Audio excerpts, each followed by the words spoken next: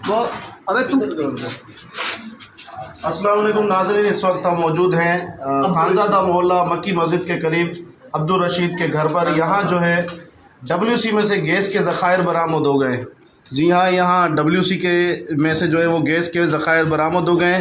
Kitchen में जो है वो गैस मिलता नहीं है ख़वातीन को पकाने के लिए, और यहाँ WC में गैस जो है वो बंद नहीं हो रहा है। बहरहाल ये गैस की पाइपलाइन लीक होने से अब्दुल रशीद जो है वो भी झुलस कर ज़ख्मी हो गए, और ये यहाँ पर बैठे हुए हैं।